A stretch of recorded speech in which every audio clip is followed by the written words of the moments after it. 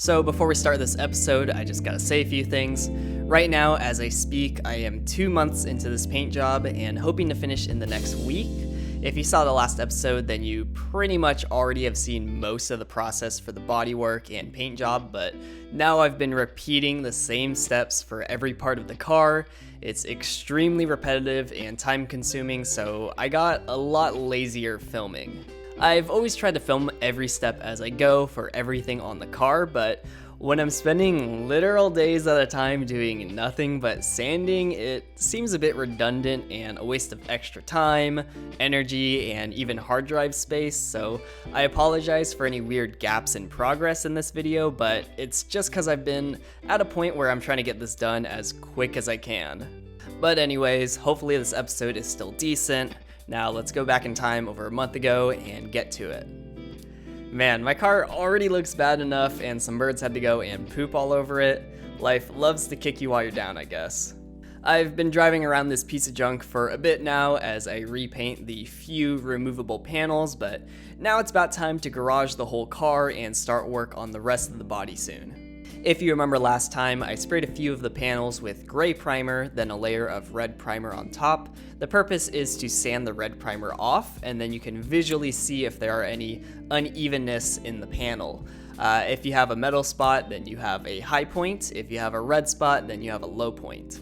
On those panels, I put some Bondo to help smooth out any issues, and now I'm sanding them hopefully smooth. The headlight cover is a lot better, but it's still gonna need a bit more Bondo to get right. I was able to repair the dented wheel arch and also the scrapes in the side skirt though.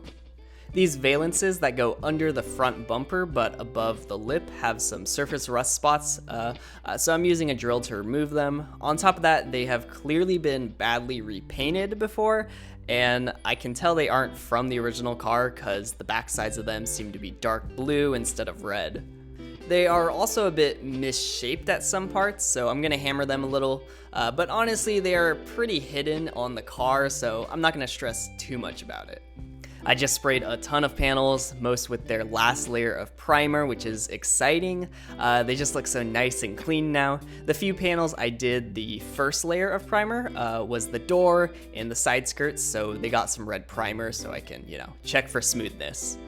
Also, you can see on some of the panels, I got some little mistakes in the paint, but that's fine. I'm gonna sand them anyways. I also didn't even think to tape off the edges, so I'm gonna have to do that from now on, but I think I can clean this up with enough scrubbing and thinner. Also, I didn't have enough sawhorses for all the panels, so check out my other stands I found in the trash pile out back. The one really weird thing I ran into is the valences. I sanded them down like normal, so it's not bare metal but just the top layer of paint removed, but it seems the paint had some weird reaction with the primer, so it's all messed up now. So my plan is to just grind these all down to metal when I get a chance and then respray them. They are luckily pretty small, so it shouldn't be that big of a deal. So now, the last step on my final primed panels is to lightly sand them with 400 grit, then move up to 600 grit. This is to remove any orange peel and get them as smooth as possible for the base and clear coat. So annoyingly, on the edges of all these panels, since they are a little raised, I ended up cutting through the primer a bit in multiple spots. So I think from now on what I'm gonna do is avoid sanding the edges and only focus on the inner parts. I may even skip 400 grit and just do 600 sanding only, just to be really careful. I'm not gonna get the gun back out and respray these spots, but I'll just use a spray can to touch up later because it's just way easier. Now it's time to finally remove the air vent and get this rear quarter panel ready for repair. After removing the vent, I realized the part behind it is actually rubber and comes out too. This is super convenient because now we should have access to right behind where the dent is. The only downside is after removing all the bolts, it seems the rubber piece is like clamped together on the body on the back end of it, so it doesn't completely come out, but we should still have enough room to work, I think. Next, removing the stripe, which is easy enough, and with the wheel removed, I can finally take off the last end of the side skirts as well as the mud flap too. I'm also taking off the antenna not only to paint, but also because I plan on filling in the hole to be smooth. I just never use the radio, and this is one that doesn't even seem to work either. It'll be cleaner this way, especially since I just have some cheap rubber antenna. Also removing the gas cap, which I'll paint separately. This Misato sticker has easily been one of the most commented on parts of the car. I've even heard someone suggest naming the car Misato, which isn't a bad idea, but I'm not one to normally name my cars. Also removing these other engine cover pieces, which will also be painted separately. It's funny they even bothered plasti dipping these mud flaps, because they actually cleaned up pretty nice. I'll still repaint them, but they aren't actually that bad. Before I can do any body work, I gotta grind off the paint of this whole area down to metal to make it easier. The hardest part of that is this sticker crap though.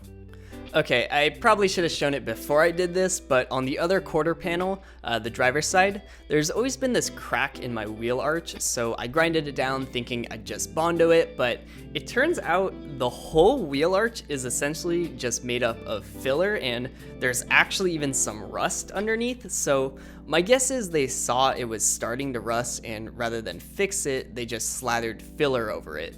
It doesn't seem like there's too much rust at least. Now, I don't plan on welding any new metal to this car during this paint job, but my dad says I should be able to just spray some rust neutralizer on it and then Bondo over it, and that should be fine for a while at least.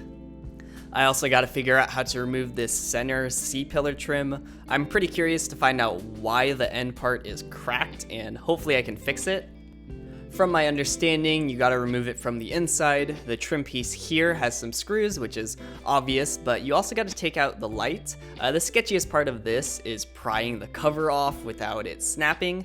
Then you'll need some deep socket wrench to undo the nuts that actually mount to the C-pillar trim. Pretty easy, but I had some trouble on the last one where the crack is. You can see it's pretty much the same story as the rest of my C-pillar trim. The plastic snapped and the stud was just spinning free in place. It looks like they even tried to hot glue it back in place like the other ones too. Well, that's that. I'll probably have to keep an eye out for some replacement C-pillar trim someday, but my pieces should do for now, even though they aren't perfect. The eyebrows need to come off as well so I can paint them separately. They are just held in place with screws, but it is a very tight spot if you don't remove your whole headlight assembly. If you use a vice grip with a little detachable screwdriver head, then you can just barely get it with some patience. The only extremely annoying thing is you can see the first two screws are held in place with a normal plastic clip, but the last screw is actually some whack plastic screw that doesn't come out. Here you can see it. I ended up just having to pry it out with force. I'm not sure if there's some trick to these I just don't know about or what, but I hate these things. Now, mine aren't perfect, but new ones are pretty expensive, so I'll just sand these down and probably just use a spray can to prime them. I honestly don't really get the point of them, like why couldn't the bumper just go up another inch to fill the space? I also need to sand and paint the door, so I gotta take off the door handle and mirror. To do this, you have to take the whole door apart. The door card just comes off with a few screws in the handle pocket, the door latch, and there's even one on the bottom right, hidden in the carpet looking material, and after that you just yank the plastic clips out along the edges. Unsurprisingly, you can tell the door has been taken apart before because the plastic moisture shielding is completely ripped out. I don't know what the last owner did, but, you know, that's that. Also, versus the other manual door I took apart last episode, you can see the electrical box and the power window regulator. Unscrewing the mirror is as impossible as can be because they are ridiculously tight and the screws just strip, so I'm gonna have to deal with it later. I don't know quite what I'm gonna do yet. Someone commented that you can actually remove one of the handle nuts by going through this service hole. You just have to remove the little sticker cover and it gives you access versus having to cram a wrench in the door, so much nicer. However, the actual rod clip is still super difficult to remove, and I'm also gonna have to come back to it because I keep banging up my hand. Here you can see I got some spray paint primer and touched up the panel. It's still Duplicolor brand, so it is the same stuff, but I guess this one is just darker. This can cause some weirdness in the red base coat if you don't do enough coats, but I think it'll be fine. I'll just have to be sure to spray enough to really cover it up. Honestly, just using the spray can is way easier and better than the gun. The gun is nice because buying paint by the gallon is way cheaper and you can also spray a lot without having to constantly shake, but the can just goes on smoother and doesn't require setting up and cleaning the spray gun every time. But you know, at $8 a can, it definitely adds up versus buying, you know, the whole paint gallon. It's a couple days later, and today I got a special guest. I get the occasional viewer sending some spare parts, but another viewer, Mateo, actually offered to drive up and help on the car, which is pretty wild.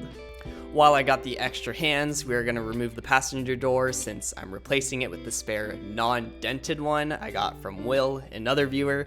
I seriously am the luckiest person to have support from random people on the internet. Removing the door seems straightforward enough, just a couple bolts on the hinges. We got the jack beneath to hold the weight, and Mateo is just gonna keep it from falling over. Okay, so we got everything out, and then I just realized we have to actually undo all the wires too, so now we gotta put the bolts back in and get this all taken care of.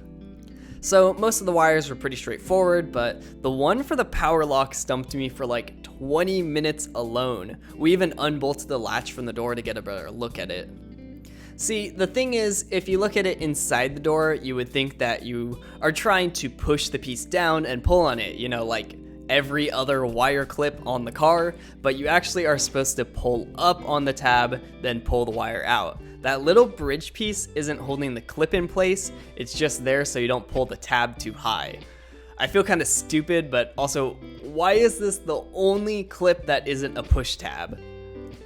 Anyways, with that over with, we moved the door over and pulled the wires out, which was also a bit annoying because the hole is just barely big enough for some of the plugs to fit through. So if you remember from last episode, I got some spare doors, but the issue is they are manual doors while mine are power ones. So I have to convert the manual ones to power because I only have power door cards. So I'm here removing the power window regulator while Mateo removes the manual one. Now, I got a bit hopeful and thought you could simply remove the motor and swap it over to the other one, but after further inspection, you have to remove all of the window cables, rails, and pretty much take the entire window assembly apart. Now, this is about as complicated as it sounds, so I'm gonna have to come back to it. So yeah, the two of us just did some sanding and touch-up priming for a bit, then we took a break to check out some of my dad's cars. If I was insane, I would leave the doors off and turn this into an MR2 Jeep build. It's the next day, and I spent a good chunk of last night taking apart the spare driver door, since I don't actually need it, and don't have to worry about breaking anything. Basically just a trial run before I do it on the passenger door, which I'm gonna do now. The process is very daunting the first time through, and there's definitely a few things that can go wrong. Basically, you have to first unmount the window from the parts that move it up and down. There are two of these. Then after that, you remove the actual rails from the door. There are 4 nuts on the top side and 2 on the bottom. You of course also have to unbolt the crank part, which I did yesterday. That's the easy part since it's just a few bolts near the crank.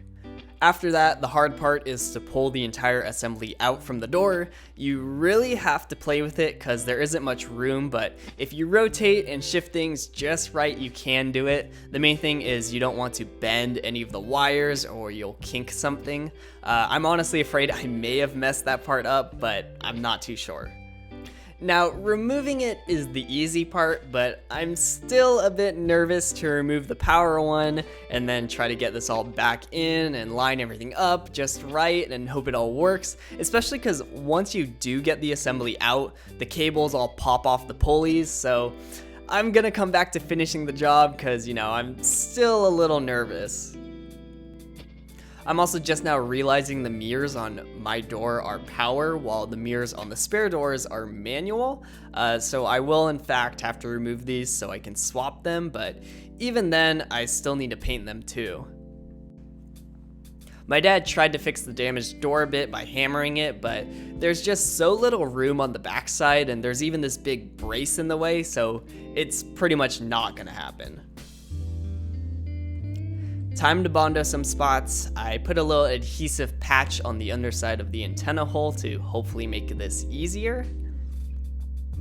Well, it looks pretty terrible, but filling a hole that big is harder than it looks because the Bondo just falls through, but the dented wheel arch does look decent. Obviously, I need to sand both, and we'll probably have to do another layer. Another thing I gotta work on is repairing these C-pillar trim pieces with new replacement tabs, but that requires breaking off the old tabs and also sanding the surface down. The hardest part is going to be removing all this cement and glue that was in there holding the things together when I took them off. I'm planning on spraying more primer today, so it's time to get things ready. I really want to spray the bumpers, but have been needing to remove the pinstripe stickers off them. This time I'm trying a razor blade, which works pretty good. I definitely am scraping the rubber a bit at some points, but I think the primer should fill it in fine enough. I also still need to repair my dent and this rusted spot on my other wheel arch, so I won't be spraying these panels today. My plan is to prime the C-pillars, bumpers, driver's door, and a few other separate pieces I have off the car. Priming parts on the car is a total pain because there is a ton of masking and prep that needs to be done to not make a huge mess. Just masking off the C-pillar section took me 30 minutes alone. Alright, after probably at least an hour, I have the car all masked off. I'm going to be spraying my first primer layer on the door, and technically the bumper and C-pillars are getting their first primer too, but for those, I'm not going to be doing any red primer or a second primer layer because they all seem pretty free of dents and it doesn't seem worth the extra work, especially the C-pillars. They're in a spot where nothing could really hit them or ding it. The back bumper also has a little bit of scrapes in it, but I'm not really sure that Bondo would work well on the rubber anyways, so again, just gonna do one primer coat and call it good. And then I also got these panels that will be sprayed. The fender is getting its first primer, but the headlight is getting its last primer layer, and the little engine lid pieces are also not gonna be getting sprayed with red primer. They seem fine enough from what I can tell. Took a while, but I got everything sprayed. I forgot to mention this, but I actually ran out of masking plastic, so I couldn't cover the space under the bumpers, so I only sprayed the top half. I'll get the bottom half on the next go around.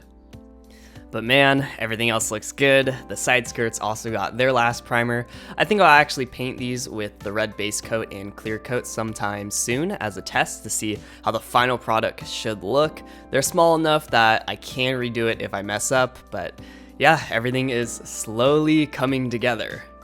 One thing I did notice was the little end piece of the side skirt does have some scrapes showing through. I'm tempted to just say screw it, but I think I will sand this small section down, Bondo it, and then just use a spray can primer on it. Also, I started sanding the red primer off the driver's door, and it looks pretty free of dents, which is nice to see. Less work for me. Another week, another set of tasks. I'm back in Darrington after a couple days. One of the few things I haven't really touched at all is the spoiler because the third brake light is stuck on. First of all, I need to remove it to paint everything, but also I just want to delete the third brake light because it looks really ugly and some early MR2s don't even have them. Plus, mine doesn't even have the wires to plug it in, so it doesn't do anything. The screws holding it in were so incredibly tight we couldn't get them off with even an impact screwdriver. It ended up just stripping them. We ended up even cracking the box before loosening the screws. So what I did was I took a grinder to the screw and cut a thick flathead notch, which thankfully worked. Time to do the other side now as well. I think the heat of the cutting also helped loosen things, but that's just a guess. Unfortunately, removing all this stuff left some pretty big holes in the spoiler that will have to be filled with Bondo, so that'll take a few tries to get smooth. The black paint on the spoiler is this really thick and rubbery stuff, so I went all the way down to 80 grit sandpaper to really scrape it all off. It's taking a bit of time, but it looks good. I actually considered painting the spoiler white for the car, just to match the white decals I'll be using, but It may look a bit weird and is a little risky, so I'll probably just paint it red and maybe do some white vinyl on it somewhere. If you remember, my air vent was cracked and pretty much beyond repair with how complex the shape is. Well, a viewer, Christopher, sent me a spare he had. Huge thanks, man. I had been keeping an eye out for a used one, but they're like $50, so this is a huge help. Really excited to paint it. I almost feel like I should frame and hang this thing on the wall or something. It's cracked, scraped, and even still has some plasti dip stuck on it in some spots. Just represents an end of an era. So pretty much I've been holding off transferring my power window regulator to my new door because I'm really afraid I'm gonna mess something up in the process, but I've spent some time in practice removing and reinstalling the manual window regulator twice now, so I feel pretty confident in my skills to finally make the switch. So here's my little guide on the process. You may notice I have a few extra things removed from the door, but that's just because I was experimenting and I don't think it's all necessary. Here's just the steps I'm pretty sure you only need. Pretty much, you first need to remove the nuts that hold the window to the rails. There are 2 points where this happens. I already removed one, so I only have the second to do. Now you'll be seeing me removing the window for a really long time here, but you don't actually need to do this, and it creates way more work. I thought it'd be easier, but I'm pretty certain it's not necessary. Anyways, then you unbolt the window rails from the door. There are 2 nuts on the bottom side and 4 on the top side. Then finally unbolt the crank part, which is, well, over by the crank. Finally, you can remove the whole assembly from the door. It's tricky at first, but I've done it like 5 times now, so you just gotta rotate it just right and work it out. Now, to install the new one, it's pretty much the reverse. The power window version is a lot chunkier and harder to slide in place just right though, but other than that, it's pretty simple. Just bolt everything back in place how it was. One annoying thing is the cables might pop off the pulleys, which can be a little tricky to get back on, but really you just kind of have to force it, but be careful not to kink any of the cables. Obviously, my dumb self also has to get the window back in place, which is a lot more annoying than anything. Okay, so you're supposed to be able to crank the power window regulator with an Allen wrench in place of the normal window crank, but we don't have the proper size for it, so I wasn't able to roll the window into position to bolt it on, so I had to awkwardly carry the door over to the car, put it on sawhorses, and just barely reach the wires over to plug the power window motor in just to get this all to work. You can see here's the one part, you gotta bolt the window to the rail, then the other one is over here, but it's too far up that I can't reach it without rolling the window down. After all that work, I finally was able to test the window to make sure all this ended up working in the end, and you can see it rolls up. It goes a bit high just because I haven't installed the stoppers yet, but when it rolls down, it stops a little over halfway, and I just cannot figure out why. Nothing seems in the way, so I really have no idea.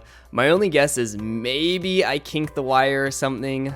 Either way, I mean, it's good enough. At least it rolls up all the way. It's just going to be a problem for another time just because it's not that big of a deal. I'll try to fix it someday, or maybe even just take it to a shop because I'm pretty over it. But if anyone has any ideas or, is familiar with this issue, please let me know. Now, to get this door back on the car, I don't have anyone to help me this time, so I set up some jack stands with shirts to prevent denting. I'm hoping I can line the hinges up just right and get it in place. I actually managed to start getting the bolts in place before I realized something incredibly stupid that I hadn't even thought of.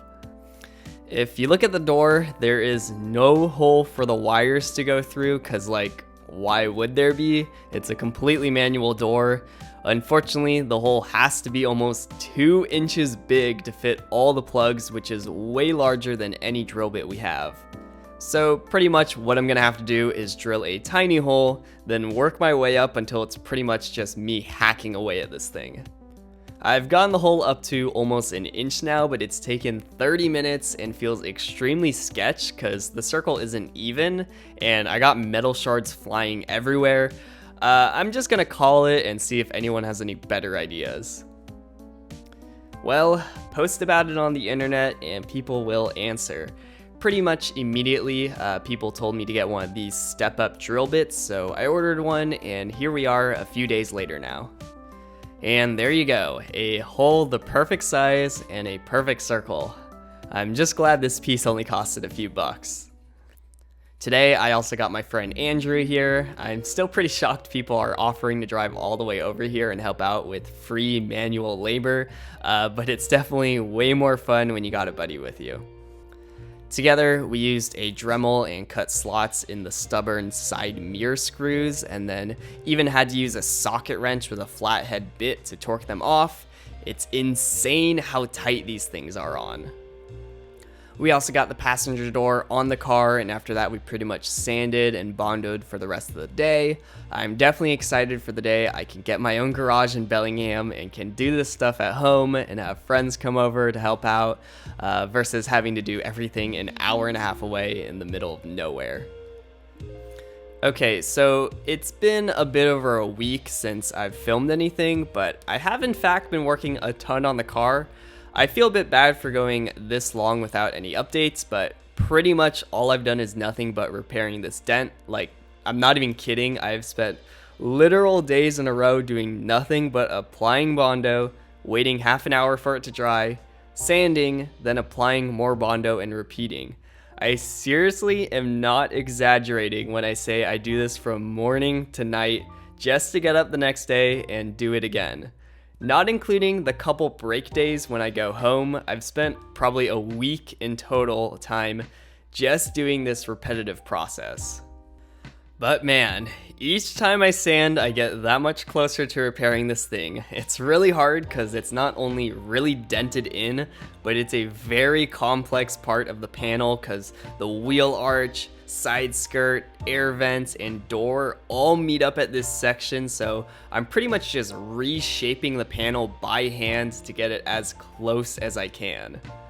Also, before I put any Bondo on, my dad and I spent a bit of time hammering out the dent, a little with this small anvil looking hammer because it was all that could fit.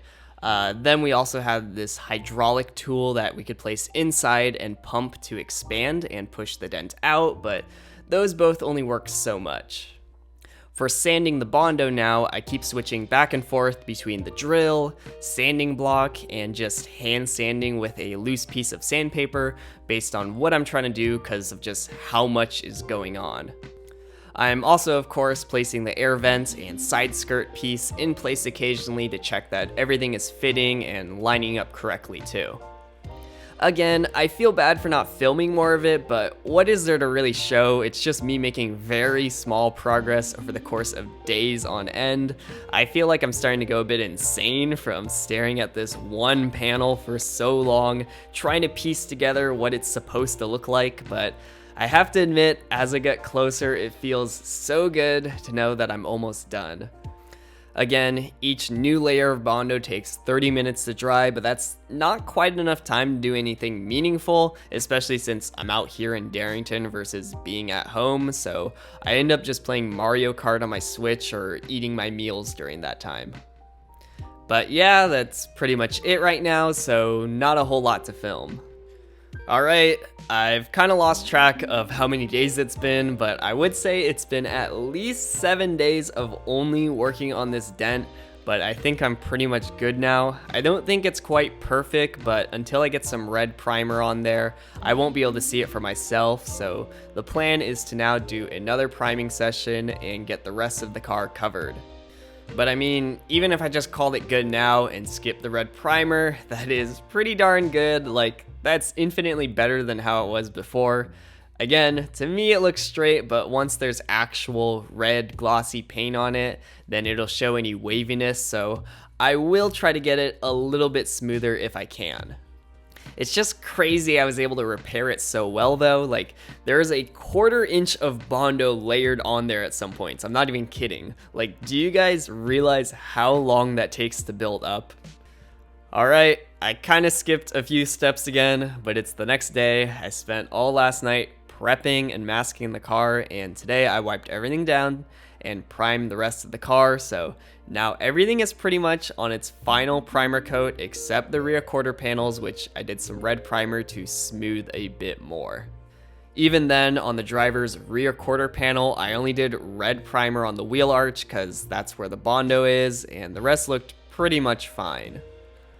Also, I removed the rear bumper and taillights just to get more access to painting the edges, but it was super easy. The taillights are just held in with some nuts in the trunk, and the bumper comes off if you remove the rear bolts on the exhaust hangers and then the 2 nuts in the trunk. But yeah, I'm definitely in the final stretch and it feels good. I just have to finish up sanding the primer smooth and also finding any last second issues with the rear panels. Then I'll hopefully just put a bit more Bondo and prime it again. I'll probably even just use a spray can to save some time and energy. I think I can actually get the whole car done next week if I keep at it. I also got another big moment too. A company called Woodsport actually agreed to send me a free replacement lip for my car.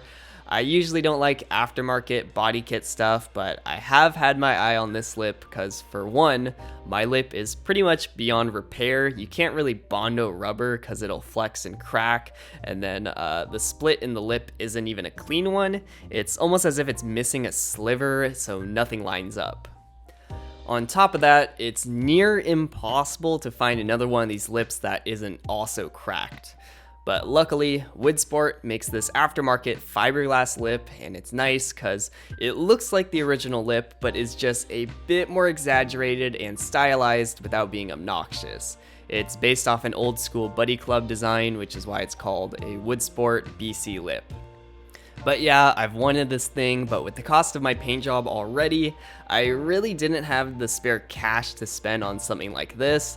But I took a shot and reached out, and they actually sent me this free one in exchange for a sponsored installation video, so that'll be coming later. I plan on painting and installing the lip after the rest of the car is done and assembled, just cause the lip requires some fitting to check before you drill it, so I want to make sure everything goes together and fits right first. So thanks again to Woodsport. They have a lot of other MR2 things too, including their popular hatchback lid that replicates the MR2 rally car. But yeah, I'm gonna call it an episode here because really the next step is to start getting ready to spray the actual red and clear coat next. Super exciting. Anyways, thanks for watching. Hopefully I can get this all done with soon and get back to making videos on a regular basis again. I really hope this final stretch goes smoothly because I am definitely reaching my limit of patience and willpower to finish this thing. I just seriously want to move on with my life and pray that this all ends up looking good in the end, or that would be extremely embarrassing and disappointing. But anyways, special thanks to my patrons and donors. The list keeps growing and it's getting crazy to see. Will, Limadillo, William, Adlid Lavoy, Andy, Dusty Umbreon, Jordan, Eddie, Matouche, Dylan, Larry, and of course, Lee. I actually have been thinking of turning my frunk lid into a little wall of fame and putting the names of everyone who's ever donated or helped out, just because every episode it feels like the car has been getting more and more support and turning into this community effort. But I'm gonna finish the paint job first, so see you all next time. Videos should hopefully be coming out more frequently once this paint is done too, but anyways, thanks again.